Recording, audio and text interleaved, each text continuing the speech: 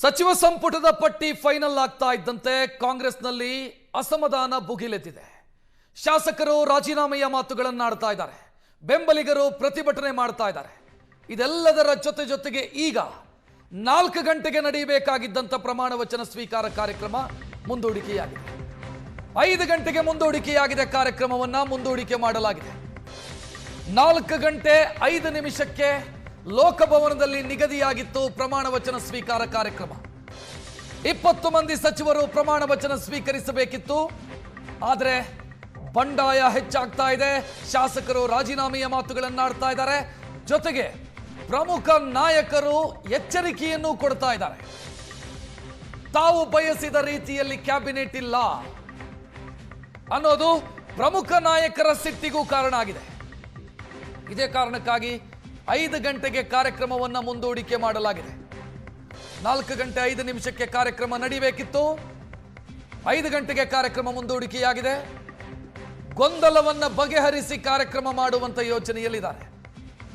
ಶಾಸಕರ ರಾಜೀನಾಮೆ ಒಂದು ಕಡೆಯಾದರೆ ಪ್ರಮಾಣ ವಚನ ಸ್ವೀಕರಿಸುವಂತ ಸಚಿವರು ಯಾರು, ಆ ಪಟ್ಟಿಯೇ ಅಂತಿಮನ ಅನ್ನೋದು ಕೂಡ ಕನ್ಫರ್ಮ್ ಆಗಿಲ್ಲ. ಇನ್ನು ಕೊನೆಯ ಕ್ಷಣದಲ್ಲಿ ಮತ್ತೊಂದಿಷ್ಟು ಬದಲಾವಣೆಗಳಾಗಬಹುದು. ಮಂಕಾಳು ವೈದ್ಯ ಅವರನ್ನ ಹೊರಗಿಟ್ಟು ಎಸ್ ಮಲ್ಲಿಕಾರ್ಜುನ್ ಅವರಿಗೆ ಅವಕಾಶವನ್ನು ಕೊಡಲಾಯಿತು. ಇದೇ ರೀತಿ ಇನ್ನೂ ಕೆಲವರ ಅವಕಾಶ ಕಳ್ಕೊಳ್ಳುವಂತ ಸಾಧ್ಯತೆ ಇದೆ ಅಂತ ಕಾಂಗ್ರೆಸ್ ಇನ್ಸೈಡ್ ಡೀಟೇಲ್ ಸಿಗ್ತಾ ಇರೋದು.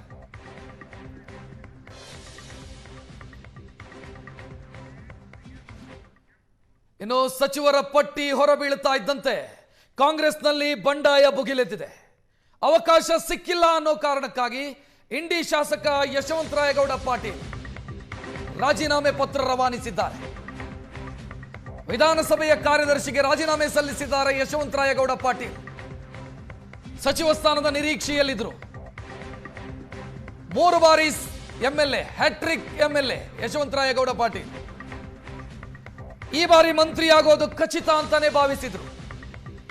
ಆದರೆ ಅವರ ನಿರೀಕ್ಷೆ ಹುಸಿಯಾಗಿದೆ. ಸಿಟ್ಟಿಗೆದ್ದಿರುವಂತ ಯಶವಂತರಾಯಗೌಡ ಪಾಟೀಲ್ ರಾಜೀನಾಮೆ ಪತ್ರ ರವಾನಿಸಿದ್ದಾರೆ. ಸದ್ಯ ಕರ್ನಾಟಕ ವಿಧಾನಸಭೆಗೆ ಸ್ಪೀಕರ್ ಇಲ್ಲ. ಆ ಕಾರಣಕ್ಕಾಗಿ ವಿಧಾನಸಭೆಯ ಕಾರ್ಯದರ್ಶಿಗೆ ರಾಜೀನಾಮೆಯ ಪತ್ರವನ್ನು ರವಾನಿಸಿರು. ತಾನು ಬಯಸಿದ್ದು ಸಿಗಲಿಲ್ಲ. ಮಂತ್ರಿಯಾಗುವಂತ ಅವಕಾಶ ಈ ಬಾರಿ ಇತ್ತು. ಈ ಸಲ ಆಗದಿದ್ರೆ ಮತ್ಯಾವತ್ತೂ ಆಗಲ್ಲ ಅನ್ನೋದು ಗೊತ್ತಾಗ್ತಾ ಇದ್ದಂತೆ ಯಶವಂತರಾಯಗೌಡ ಪಾಟೀಲ್ ಶಾಸಕ ಸ್ಥಾನಕ್ಕೆ ರಾಜೀನಾಮೆಯನ್ನು ಸಲ್ಲಿಸಿರು. ಪತ್ರ ಇದೆ, ನೋಡ್ತಾ ಇದ್ದೀರಿ. ವಿಧಾನಸಭೆಯ ಕಾರ್ಯದರ್ಶಿಗೆ ರಾಜೀನಾಮೆಯ ಪತ್ರವನ್ನು ರವಾನಿಸಿದ್ದಾರೆ ಇಂಡಿ ಎಂಎಲ್ಎ ಯಶವಂತರಾಯಗೌಡ ಪಾಟೀಲ್.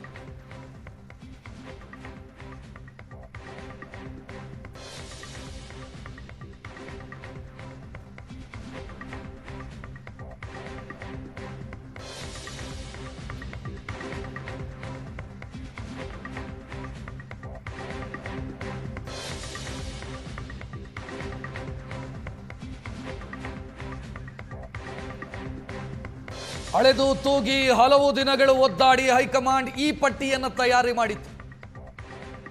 ಕಳೆದ 2 ತಿಂಗಳಿಂದ ಪ್ರಹಸನ ನಡೀತಾನೆ ಇತ್ತು, ಪ್ರಯತ್ನಗಳು ನಡೀತಾನೆ ಇತ್ತು. ಮುಖ್ಯಮಂತ್ರಿ, ಮಾಜಿ ಮುಖ್ಯಮಂತ್ರಿ, ಕೆಪಿಸಿಸಿ ಅಧ್ಯಕ್ಷರು ಇವರೆಲ್ಲ ದಿಲ್ಲಿಯಲ್ಲೂ ಕೂತು ಒದ್ದಾಡಿ ಗುದ್ದಾಡಿ ಈ ಪಟ್ಟಿ ರೆಡಿ ಆಯಿತು. ಆದರೆ ಈ ಪಟ್ಟಿಯ ಬಗ್ಗೆ ದೊಡ್ಡ ಮಟ್ಟದ ಅಸಮಾಧಾನ ಭುಗಿಲೆದ್ದಿದೆ. ಯಶವಂತರಾಯಗೌಡ ಪಾಟೀಲ್ ಸುವರ್ಣ ನ್ಯೂಸ್ ಜೊತೆಗೆ ಮಾತನಾಡಿದ್ದಾರೆ. ನಿನ್ನೆ ಕರೆ ಮಾಡಿದಾಗ ನಿಮ್ಮ ಹೆಸರಿದೆ ಪಟ್ಟಿಯಲ್ಲಿ ಅಂತ ಹೇಳಿದ್ರು. ಈಗ ನೋಡಿದ್ರೆ ನನ್ನ ಹೆಸರಿಲ್ಲ. 2028ಕ್ಕೆ ಅವರು ಮತ್ತು ನನ್ನ ನಡುವೆ ವಾರ್ ಇರುತ್ತೆ. ಇವತ್ತು ಡಿಕ್ಲೇರ್ ಮಾಡ್ತಾ ಇದ್ದೀನಿ. ಎಂಬಿ ಪಾಟೀಲ್ ವಿರುದ್ಧ ಪರೋಕ್ಷವಾಗಿ ವಾಗ್ದಾಳಿ ಮಾಡಿರೋದು.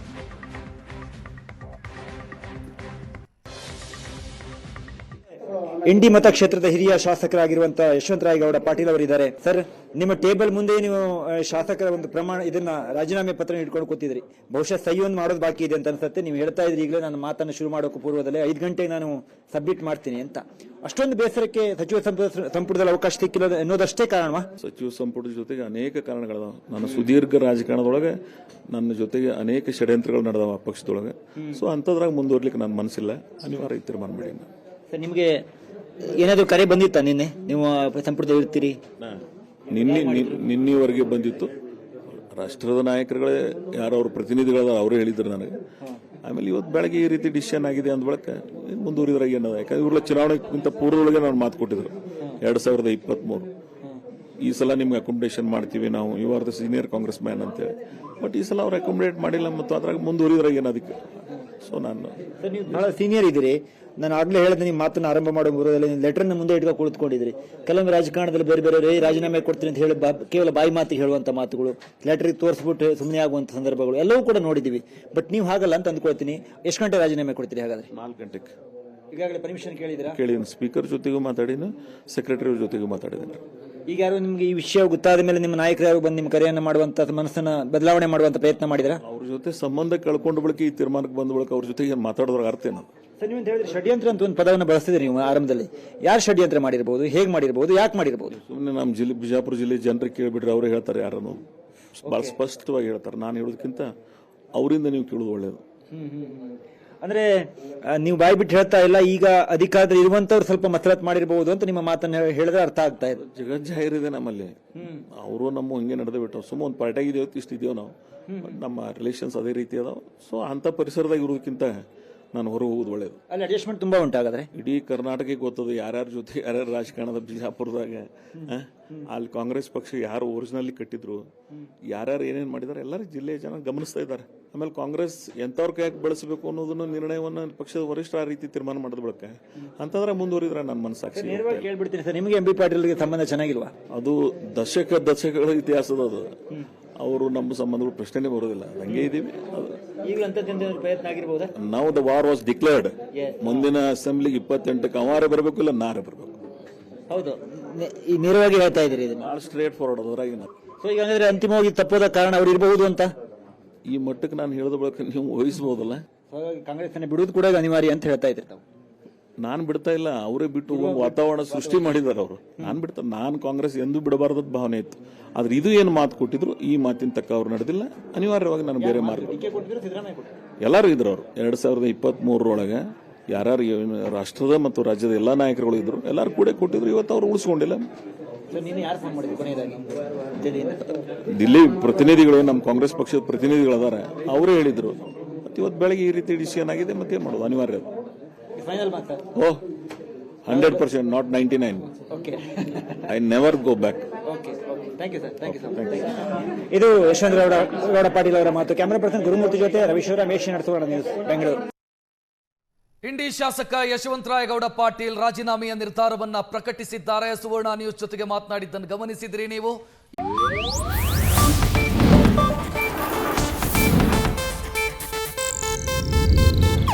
ಇದು ಏಷ್ಯಾನೆಟ್ ನ್ಯೂಸ್ ನೆಟ್ವರ್ಕ್ ಪ್ರಸ್ತುತಿ.